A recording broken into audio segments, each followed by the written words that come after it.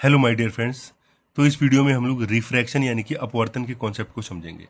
अगर आपसे कोई पूछे कि बेसिक डेफिनेशन बताइए आपकी रिफ्रैक्शन क्या होता है, तो आप ये बोलेंगे कि लाइट का एक मीडियम से दूसरे मीडियम में ट्रैवल करना रिफ्रैक्शन यानी कि अपवर्तन कहलाता है, यानी कि प्रकाश का एक माध्यम से दूसरे माध्यम में गति करना जो है। ठीक है, अगर हम इसको डेफिनेशन प्रॉपर समझेंगे तो ऐसे बोल सकते हैं, the bending of light when it pass from one medium to another due to change in velocity is called reflection. मतलब जब प्रकाश एक माध्यम से दूसरे माध्यम में जाता है और वेग परिवर्तन के कारण प्रकाश जो है प्रकाश की दिशा बदल जाती है, उसी घटना को अपवर्तन कहते हैं। ठीक है, इसमें भी देख सकते हैं हम लोग। ठीक है, जैसे कहीं से लाइट आ रही है, ठीक है, और यहाँ पे लाइट आने के बाद जब ये दूसरे मीडियम को पार कर रही है, ठीक है, एक मीडियम से दूसरे मीडियम में जा रही है, तो यहाँ पे क्या हो रहा है, इसकी डायरेक्शन बदल जा रही है। ठीक है, और डायरेक्शन कब बदलती है, जब स्पीड चेंज होता है तब। ठीक है, अब इसके बाद हम ये समझेंगे कि रिफ्रैक्शन के कारण क्या है, अपवर्तन के कारण क्या है। दो कारण है अपवर्तन के, चेंज इन वेलोसिटी यानी कि वेलोसिटी में चेंज आता है, वेग में परिवर्तन आ जाता है, लाइट की वेलोसिटी चेंज हो जाती है। ठीक है, और लाइट की डायरेक्शन चेंज हो जाती है, मतलब दिशा में परिवर्तन आ जाता है प्रकाश की। ये रिफ्रैक्शन की वजह से होता है। एग्जाम्पल्स ज़रा समझते हैं। जो पेंसिल पानी में हम देखेंगे तो मुड़ी हुई दिखाई पड़ेगी, पानी के अंदर कोई सिक्का डालेंगे तो ऊपर उठा हुआ दिखाई पड़ेगा, तारों का टिमटिमाना, इंद्रधनुष का बनना, ये सभी रिफ्रैक्शन के एग्जाम्पल हैं। अगर आप दिल्ली से हैं, ठीक है, स्टूडेंट्स हैं, अगर अपने आसपास स्कूल में जाते होंगे तो स्कूल के पास ना या फिर बस स्टैंड के आसपास जो है एक जो है पानी वाला लगाता होगा, पानी का ठेला वाला लगाता है। ठीक है, रेफ्रिजरेटेड, उसमें वाटर लिखा रहता है। ठीक है, ठंडा जल, ठीक है, शीशे के गिलास में भर के देता है। उसी में आप देखते होंगे वहीं पर वो गिलास के अंदर नींबू रखता है, 2-3। बाहर से देखें तो आपको नींबू बड़े बड़े दिखाई पड़ेंगे, लेकिन जैसे वो मतलब नींबू निकालता है गिलास में, नींबू छोटे हो जाते हैं। ऐसा इसलिए होता है क्योंकि वो नींबू बड़े दिखाई पड़ते हैं रिफ्रैक्शन की वजह से।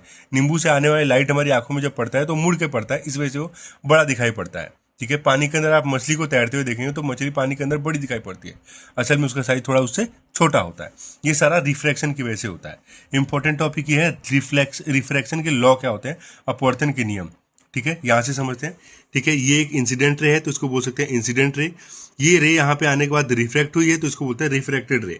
तो incident ray, refracted ray and normal, all three are lies on same plane. मतलब आपतित किरण, अपवर्तित किरण तथा आपतन बिंदु पर जो लंब डाला गया है वो तीनों एक ही तल में होते हैं।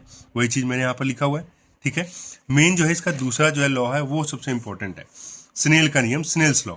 ठीक है, the ratio of sine of angle I यानी कि angle of incidence to the sine of angle R, angle of refraction is constant for a given colour and pair of media. मतलब स्नेल का नियम ये कहता है कि प्रकाश के किसी भी विशेष रंग के लिए आपतन कोण की ज्या का अनुपात अपवर्तन कोण की ज्या का अनुपात स्थिर होता है। मतलब sine I upon sine R equal to constant. इसको मैं समझा रहा हूँ आपको।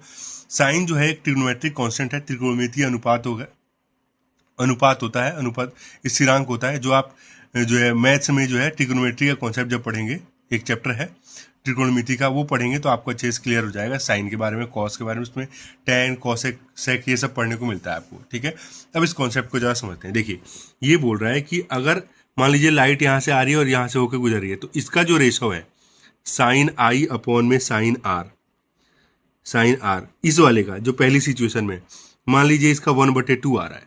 ठीक है, अब फिर मैं लाइट यहाँ से भेज रहा हूँ, ठीक है, और यहाँ से बेंड हो रही है। अब इस एंगल का जो रेशो मिलेगा हम लोगों को, इस एंगल का, वो भी सेम साइन आई अपॉन में साइन आर हम लेंगे। ठीक है, तो वो भी 1/2 ही आएगा। फिर यहाँ से भेजेंगे, उसका भी हम रेशो लेंगे तो sine I upon sine R 1/2 ही आएगा। यही बोल रहा है कि इसकी वैल्यू हर स्थिति में कांस्टेंट ही आएगी, यानी कि स्थिर ही आएगी। ठीक है, इसके बाद बात समझते हैं हम लोग reflection of light through glass slab, मतलब कांच के स्लैब से प्रकाश का अपवर्तन। एग्जाम में बहुत इंपॉर्टेंट टॉपिक है, पूछा जाता है। ठीक है, इससे समझने से पहले हम ये समझते हैं, इस कॉन्सेप्ट को समझते हैं। ये मैंने पीछे बाद में लिख दिया, थोड़ा मिसअंडरस्टैंडिंग हो गई थी लिखने में मुझे। देखिए, लाइट अगर अलग अलग मीडियम से मतलब ट्रेवल करता है तो कैसे वो मुड़ता है, किधर जाता है, वो समझते हैं। देखिए, एक होता है रेयर मीडियम, एक होता है डेंसर मीडियम। ठीक है, एयर जो मीडियम होता है वो रेयर मीडियम कहलाता है, विरल माध्यम हिंदी में। और जो कांच होता है, ग्लास होता है, पानी हो गया, उसको सघन माध्यम यानी कि डेंसर मीडियम कहा जाता है। जब भी लाइट रेयर मीडियम से डेंसर मीडियम में जाएगी, यानी कि विरल माध्यम से सघन माध्यम में जाएगी, तो लंब की ओर झुक जाएगी वो। ठीक है, और जब भी लाइट जो होता है सघन माध्यम से विरल माध्यम में जाएगी, यानी कि डेंसर मीडियम से रेयर मीडियम में जाएगी, समझिए कि कांच से वायु में प्रकाश की तरफ, एयर की तरफ जाएगी कांच से, तो वो नॉर्मल से दूर भाग जाएगी, अवे फ्रॉम द नॉर्मल चली जाएगी। ये आपने कॉन्सेप्ट समझ लिया। इसी कॉन्सेप्ट के ऊपर जो है ग्लास स्लैब के अंदर रिफ्रैक्शन ऑफ लाइट हम लोग समझेंगे। देखिए, ग्लास स्लैब है, बनाना बहुत आसान है। ठीक है, ऐसे आप बना सकते हैं ग्लास स्लैब इस तरीके से, बहुत ईजी है। ठीक है, इस तरीके से आप ग्लास स्लैब बना सकते हैं। देख रहे हैं आप लोगों ने, कैसे भी करके आप आसानी से बना सकते हैं। ठीक है, किसी सोर्स से रे ऑफ लाइट यहाँ पे डालिए। ठीक है, ये कौन सा मीडियम है, वायु, ये आपका विरल माध्यम यानी कि रेयर मीडियम। ठीक है, वायु रेयर मीडियम। ठीक है, और ये आपका डेंसर मीडियम है। तो रेयर मीडियम से डेंसर मीडियम में जाएगी तो ये नॉर्मल की तरफ मुड़ जाएगी, ये मुड़ गई। ठीक है, फिर क्या हो रहा है, ये रेयर मीडियम है, ये डेंसर मीडियम है और ये रेयर मीडियम है, यानी कि ये सघन माध्यम है या विरल माध्यम है। फिर ये हवा ही है, एयर ही है। फिर जब डेंसर मीडियम से रेयर मीडियम में जाएगी तो अवे फ्रॉम द नॉर्मल मुड़ जाएगी। ठीक है, तो कुछ इस तरीके से लाइट ट्रेवल करेगी किसी ग्लास स्लैब के थ्रू। ठीक है, यहाँ पे हम लोग नॉर्मल डाल देंगे और एंगल दिखा देंगे। ठीक है, अब ये इंसिडेंट रे को हम बढ़ाना चाहें तो ऐसे बढ़ेगी।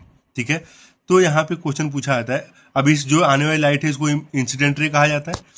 पहली जो लाइट रिफ्लेक्ट होती है उसको रिफ्रैक्टेड रे कहा जाता है। रिफ्रैक्टेड, यहाँ पे रिफ्रैक्टेड, यहाँ रिफ्रैक्टेड रे कहा जाता है। ठीक है, और दोबारा जो लाइट रिफ्लेक्ट होती है उसको इमर्जेंस रे यानी कि निर्गत किरण कहा जाता है। ठीक है, क्वेश्चन आता है लेटरल डिस्प्लेसमेंट क्या होता है। ये वाली लाइट जो है इसको हम बोल सकते हैं इंसिडेंट रे। ठीक है, क्योंकि ये हमने वर्चुअली बढ़ाई है तो उसको हम वर्चुअल बोल सकते हैं या काल्पनिक रूप से बोल सकते हैं, वर्चुअल इंसिडेंट रे बोल सकते हैं, और ये इमरजेंस रे। तो जो इनके बीच में डिस्टेंस होता है उसी को लेटरल डिस्प्लेसमेंट यानी कि पार्श्व विस्थापन कहा जाता है। मैंने वहाँ पे लिखा भी है, the distance between virtual incident ray and emergence रे इज कॉल्ड लेटरल डिस्प्लेसमेंट, यानी कि आभासी आपतित किरण तथा निर्गत किरण के बीच की दूरी को पार्श्व विस्थापन कहा जाता है। ठीक है, अभी अगला कॉन्सेप्ट समझते हैं। जैसे कि ये मैंने बताया कि लाइट जो है एयर से कांच में जा रहा है, एक मीडियम से दूसरे मीडियम में जा रहा है, तो रिफ्रैक्टिव इंडेक्स का कॉन्सेप्ट समझते हैं। क्या बोल रहा है रिफ्रैक्टिव इंडेक्स, कि किसी मीडियम में प्रकाश कितना मुड़ सकता है वही उस मीडियम का रिफ्लेक्टिव इंडेक्स कहलाता है। इसको हम ये बोल सकते हैं, इसको एन से डिनोट करते हैं। इसका जो फॉर्मूला होता है बेसिकली होता है velocity of light in medium 1 divided by velocity of light in medium 2। किस मीडियम से जा रहा है उस हिसाब से हम उसका रेशियो ले लेते हैं। जैसे मान लीजिए लाइट दूसरे मीडियम से पहले मीडियम में जा रहा है तो उसका रिफ्लेक्टिव इंडेक्स क्या होगा, velocity of light in medium 1 to the velocity of light in the medium 2। मतलब कि पहले माध्यम में प्रकाश की चाल, ठीक है, बटे में माध्यम 2 में प्रकाश की चाल। ये अगर दूसरे से पहले में जा रहा है तो, अगर पहले से दूसरे में जा रहा है तो हम क्या ले सकते हैं, velocity of light in medium 2 to the velocity of light in medium 1। मतलब दूसरे माध्यम में प्रकाश की चाल डिवाइडेड बाय पहले माध्यम में प्रकाश की चाल। ये एक दूसरे के उल्टे होते हैं, तो ध्यान रखेंगे। उसके बाद क्वेश्चन पूछा जाता है एब्सोल्यूट रिफ्रैक्टिव इंडेक्स, इसको निरपेक्ष अपवर्तनांक कहा जाता है। ठीक है, एब्सोल्यूट रिफ्रैक्टिव इंडेक्स जो होता है वो ऐसा रिफ्रैक्टिव इंडेक्स अपवर्तनांक होता है जो कि निर्वात यानी कि वायु, ठीक है, वैक्यूम यानी कि एयर के सापेक्ष में होता है, उसके रिस्पेक्ट में होता है। इसका फॉर्मूला होता है n=c/v। ठीक है, c जो होता है कि वायु में प्रकाश की चाल जो है वो होता है। ठीक है, इसका जो वैल्यू होती है 3 × 10⁸ मीटर पर सेकेंड, कभी दिया रहता है, आपको याद भी होगा, बहुत सिंपल है। ठीक है, और v होता है किसी मीडियम में प्रकाश की चाल, किसी मीडियम में लाइट की स्पीड जो होती है वो v होती है। ठीक है, इससे एक रिलेशन समझ निकल के आता है कि n is inversely proportional to v। मतलब कि अगर किसी का भी अपवर्तनांक ज़्यादा होगा, एक चीज़ ज़्यादा होगी तो दूसरी चीज़ कम होगी। अगर किसी का भी अपवर्तनांक यानी कि रिफ्रैक्टिव इंडेक्स अगर ज़्यादा होगा तो उसके अंदर वेलोसिटी लाइट की क्या होगी, ज़्यादा होगी, मतलब कम होगी।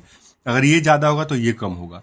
ठीक है, अगर किसी का रिफ्रैक्टिव इंडेक्स कम है तो उसके अंदर लाइट की स्पीड क्या होगी, ज़्यादा होगी। ये अपोजिट होता है, उल्टा होता है। ठीक है, आई होप आपको ये टॉपिक कंसेप्ट क्लियर हो गया। अगली वीडियो में हम लोग स्फेरिकल लेंसेज के बारे में पढ़ेंगे। Please like subscribe my channel. Thank you.